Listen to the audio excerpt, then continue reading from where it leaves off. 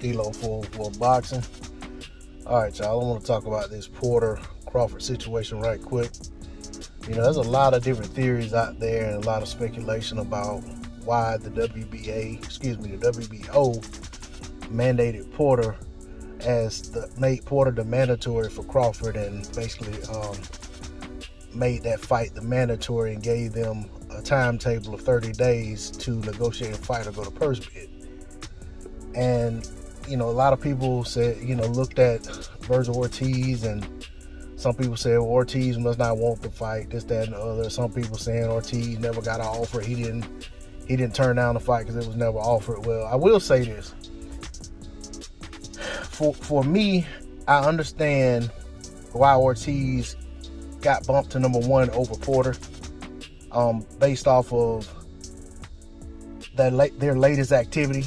And what I will say is, I think Ortiz had a better win more recently.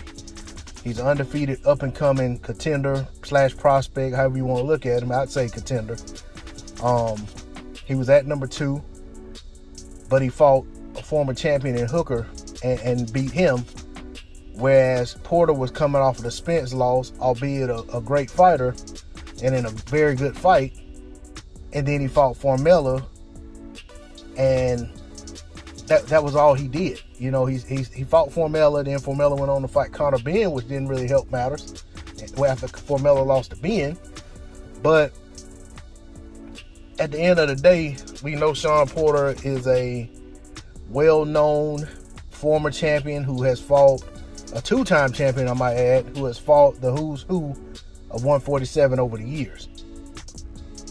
But my theory as to why, and this is just my theory based off of things I've looked at and seen unfold in this situation and kind of just stood back and thought about it, is that with Ortiz sitting at the number 1 spot and with him electing to fight Mean Machine,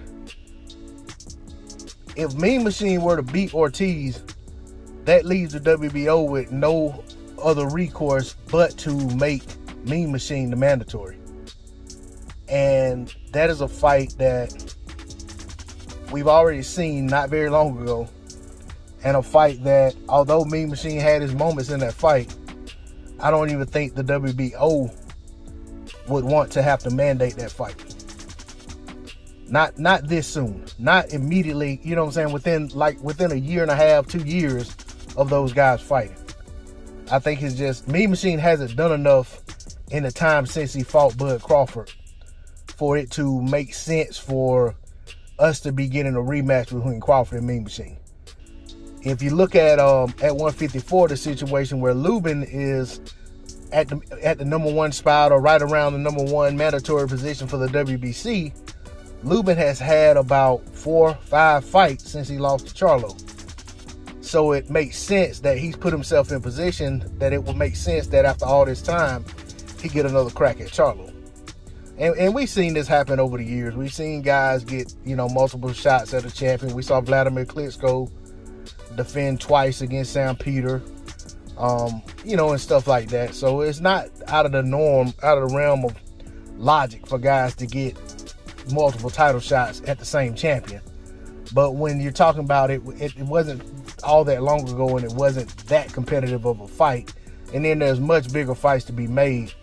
I think mandating the Porter fight makes the most business sense for the WBO, whether us as fans feel like it's the best move for them as far as credibility and things of that nature.